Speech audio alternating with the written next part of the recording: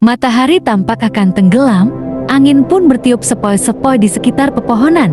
Harum semerbak mulai memenuhi mihrab Maryam. Maryam ingat bahwa beliau lupa untuk menyirami pohon mawar yang tumbuh secara tiba-tiba di tengah dua batu yang tumbuh di luar masjid. Maryam menyelesaikan salatnya, lalu ia keluar dari mihrab dan menuju pohon.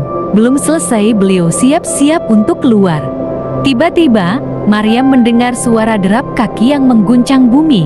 Beliau tidak mendengar suara kaki yang berjalan, tetapi beliau mendengar suara kaki yang menetap di atas batu serta pasir. Maryam merasakan ketakutan. Ia merasakan bahwa ia tidak sendirian. Ia menoleh ke sebelahnya, namun ia tidak mendapati sesuatu pun. Sehingga tiba-tiba Maryam didatangi seorang laki-laki. Maryam terkejut disertai rasa malu, karena ia tidak pernah didatangi seorang laki-laki kecuali Zakaria, paman sekaligus ayah asuhnya. Laki-laki itu memanggilnya, "Hai Maryam, sesungguhnya Allah telah memilih kamu, menyucikan kamu, dan melebihkan kamu atas segala wanita di dunia yang semasa dengan kamu." Quran Surah Ali Imran ayat 42.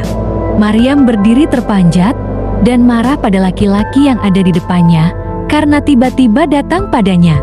Maryam berkata, "Sungguh, aku berlindung kepada Tuhan yang Maha Pengasih terhadapmu, jika engkau orang bertakwa."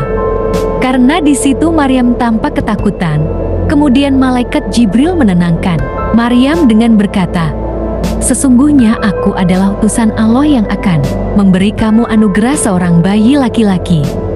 Kemudian orang itu tersenyum dan berkata, "Sesungguhnya aku ini hanyalah seorang utusan Tuhanmu untuk memberimu seorang anak laki-laki yang suci." Quran Surah Maryam ayat ke-19. Ternyata yang datang adalah malaikat Jibril yang mewujudkan dirinya sebagai seorang laki-laki. Mengetahui hal tersebut, Maryam menjadi tenang.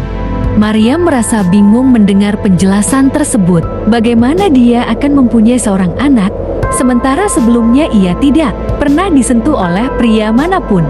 Maksud dari respon Maryam tersebut bukan berarti ia tidak mempercayai kekuasaan Allah, tetapi berdasarkan kebiasaan yang ia ketahui secara umum.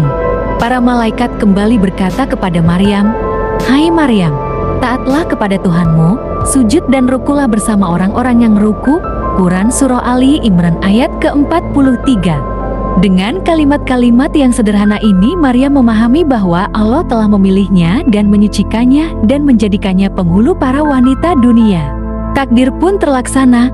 Maryam mengandung bayi, di mana bayi itu kelak menjadi manusia yang istimewa di sisi Allah Tuhan semesta alam. Maryam mengandung tanpa ada suami, sehingga Maryam sadar bahwa ia akan melalui hari-hari yang sulit, dan ia merasa mempunyai tanggung jawab yang besar karena ia sedang mengandung sang Rasul dalam tubuhnya. Ia juga khawatir karena pasti tidak akan ada yang mempercayai kejadian tersebut. Oleh karena itu, Maryam memutuskan untuk keluar dari mihrabnya dan mengasingkan diri ke tempat yang sangat jauh beserta bayi yang ia kandung.